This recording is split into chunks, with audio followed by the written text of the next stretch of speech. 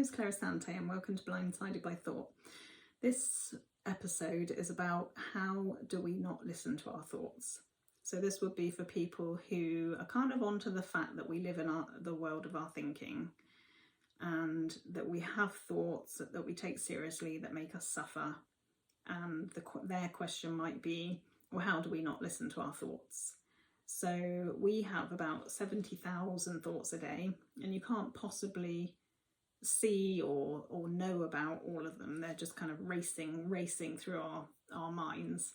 And it's really interesting to think, okay, well, how do we know, or how do some of them make the cut of, the ones that we think about over and over again, that we then kind of habitually listen to and we take on board like they're true, whereas all the other ones kind of just do their thing and whiz around our head and pop in and out and do what they're meant to do, come in, do their thing, then leave. And then you get all those ones that we completely kind of jump in onto, try and change because we don't like them. And it's really kind of interesting to see like what it is that makes those the ones that we listen to. So as we go through our lives, we soak stuff up along the way. We soak up beliefs, and that's that's our conditioning. We are very habitual creatures, so things go on repeat because our mind just gives us the same information. Like let's say for an example might be, you're a child, you're in a classroom and you say something in front of the whole class and the whole class laughs. So in that split second, you may take on that laughter as a compliment. People think you're funny, you think you're entertaining, and then you go and live your life like laughter. You're the type of person that can make people laugh. That's part of your conditioning. You've got no control over whether you've picked that up, or you could pick up, oh my goodness, everyone laughed, I mustn't ever speak again in front of people, I must have said something really silly, and then you might go and live your life with that as your conditioning. So again, we don't choose it, it just happens. It's all these things that kind of, we just literally soak stuff up with no control over it whatsoever. And then they become, the ones that we do listen to, whatever it is that we've taken on board, we listen to those. And then what happens is that we gather evidence for that thought to be true. So let's say we dwell on the fact that everybody laughed and we must never speak again in front of people. So then we might do something else where we speak and we might, say stutter slightly. And then that's more evidence for the fact that, I can't speak in front of people. And then something else will happen. And because you've already got that as part of your conditioning and how you believe yourself to be, then that's kind of what's there for you. So you pick more up and we add more and more evidence to the fact that this belief that we have is true.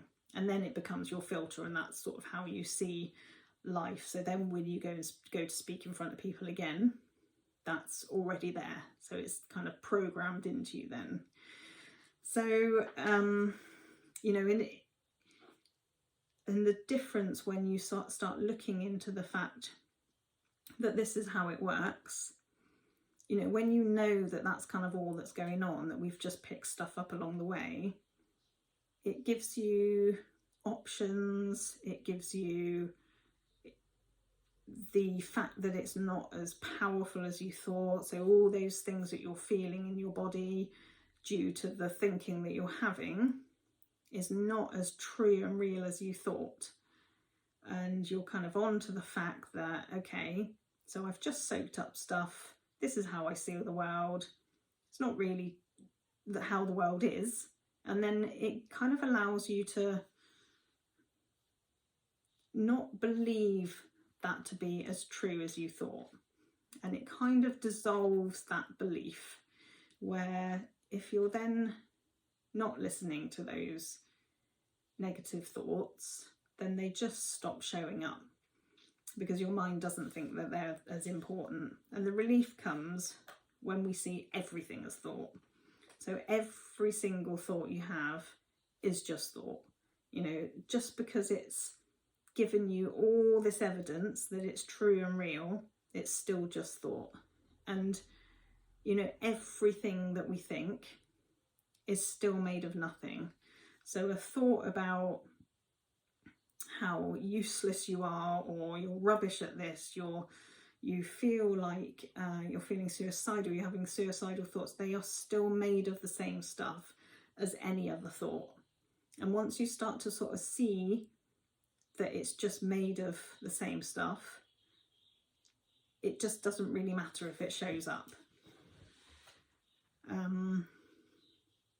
I hope I've sort of explained that clearly enough. If you know, if there's any questions or anyone wants to know anything, all my details are underneath in the wording that goes with this video.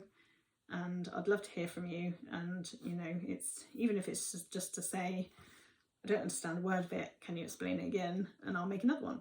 Okay, thanks very much. Bye.